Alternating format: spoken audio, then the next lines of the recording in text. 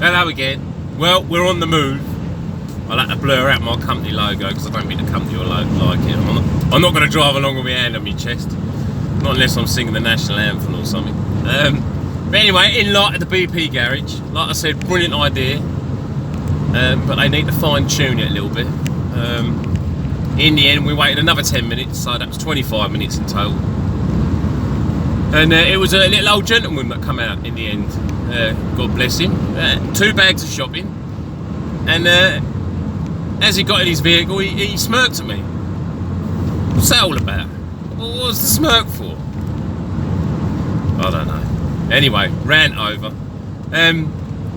I've sort of been inspired by the Retro Hatch channel and the Restore channel by Martin Butler, which I follow rigorously because it's a really good channel, really good content. And it's nice to see, you know, his family and everything, and the dynamics of it all. You know, it's good. So I do a little bit of restoring myself. I used to restore old classic Jaguars, but obviously with work and now children, family, as we all know, we just don't get the time, do we? People say make time. You know, I wish I could. You know, I wish I had a money tree as well in the garden. But hey, don't we all? But I've got some bits and bobs I want to do. On my work van here, which is a Vauxhall Vivaro, the horn's packed up. So instead of going out buying your normal horn, I've got a pair of twin air horns. I don't play the Colonel Bogies or nothing, that's just a twin air horn. I have read that I think it's illegal or it won't pass the MOT. If you do put them on, you're supposed to have a switch so you can, with a relay, so you can switch it over back to your standard horn. But as my standard horn don't work, and I just thought I'll put these twin air horns on. I've also got a little super stomp pit bike, little 140cc, little YX engine. I've also got a bigger 600 GSR, which is basically a Suzuki GSR, which is a naked GSXR. I've been doing a lot of work on that, little carbon fibre panels, twin arrow exhaust, decat dam motor pipe, power commander 3, Canon air filter, rebuilt all the calipers. I should have done a video of it all because I rebuilt all the calipers, new pistons, new seals. But anyway, back I'm going off topic now. So this pit bike I want to put on the road. Now obviously you can get a daytime MOT, and they'll put a revisor on there that can only be used during the daytime.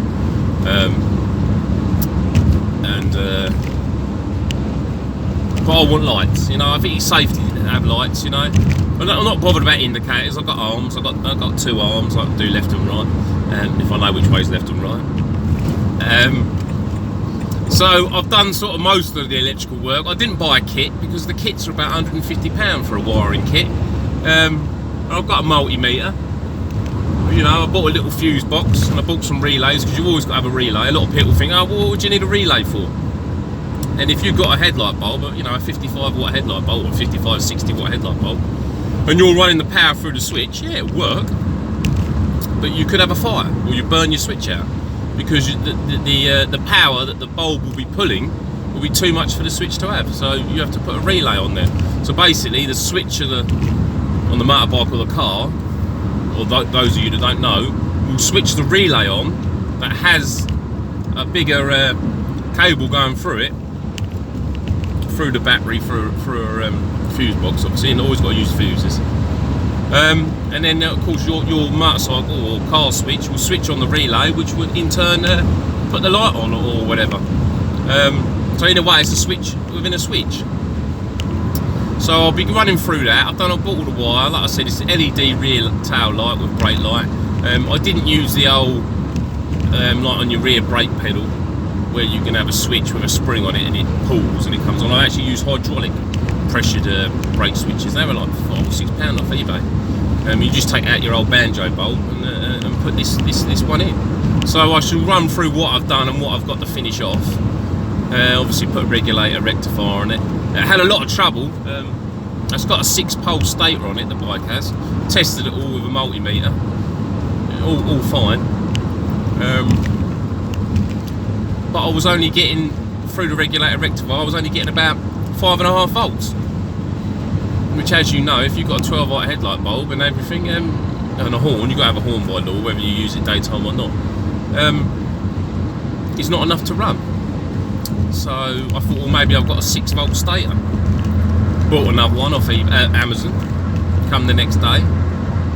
Also the pit bike's got a lightened magneto, like a flywheel on it. So I bought the same one, 12 volt one, did the same thing, sent that back, put the original back on. Regulator rectifiers are 12 volts, so I bought another one of them to make sure it was 12 volt. Tested it with the multimeter and everything, it is. In the end, I ended up wiring a little small 12 volt battery into the system. And I'm with the lights off and the bike on idle, I'm getting about 14.65 volts. And when I put the headlight on, it slowly, not quickly, you never want it to quick drop, volts to drop. It dropped down to about 12.5 volts. So I just had to run a battery on. It hasn't got electric start, it's a kickstart. So I'll be running all through that people want to know. And then if anyone's interested in putting their pit bike on the road, put a comment down below and I'll run you through the process. It's quite simple really. There's a few little tips you have to do. I mean, you have to get in touch with Nova, not Vossa, Nova first, which is the notification of vehicle excise or something. So basically a lot of these Chinese pit bikes, when they come into the UK, they don't actually put it down as a vehicle, they put it down as mechanical goods.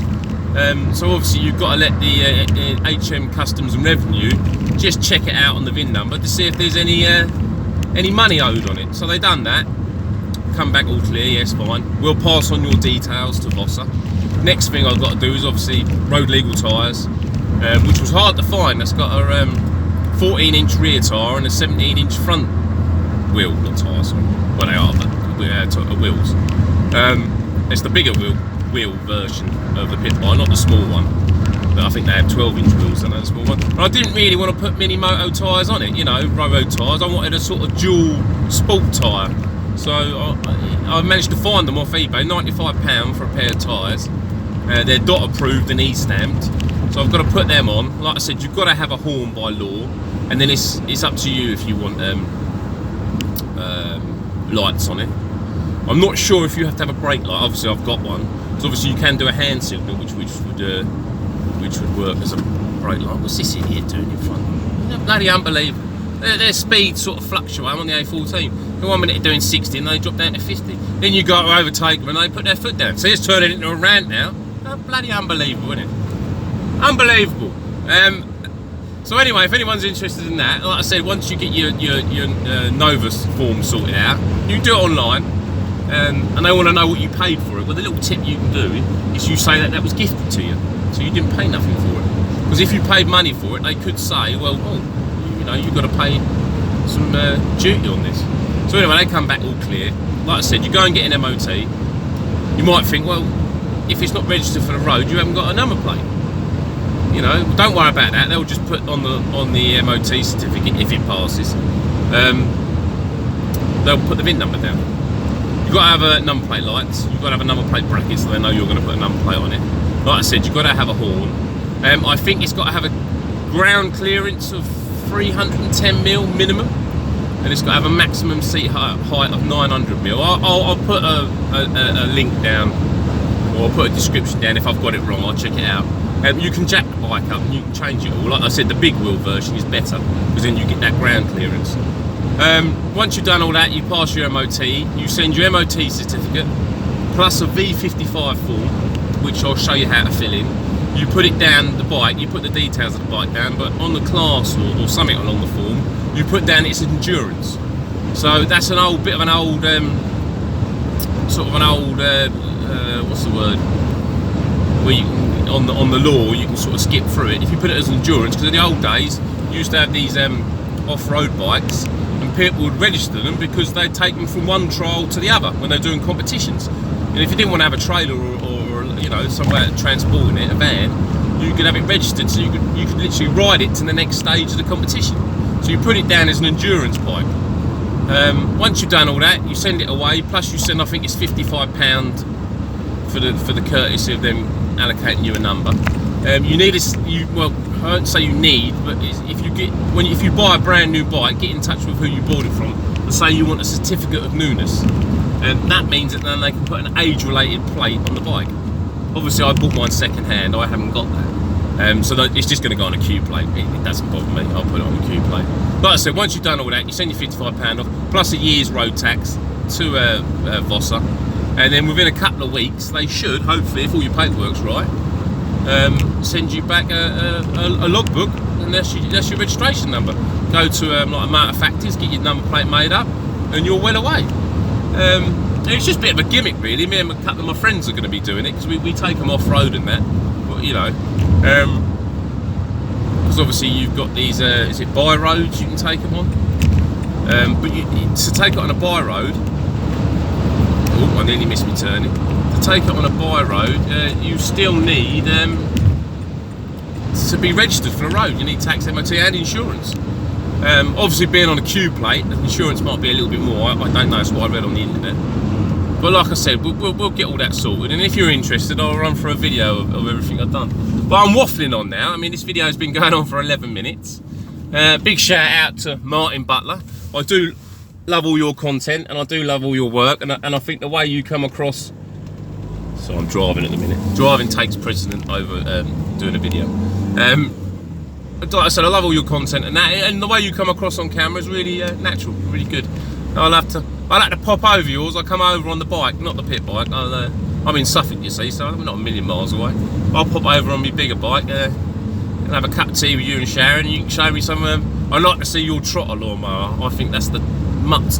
I really do. What a brilliant, you know it makes sense. I think it's brilliant. Well done, Sharon, for that. Yeah, it's brilliant. But anyway, I'll leave this video here. Like I said, I'm waffling. The weekend's coming up. It's Thursday today. Thursday the 20th of February. So, hope you have a good weekend, and I'll speak to you soon. See you later.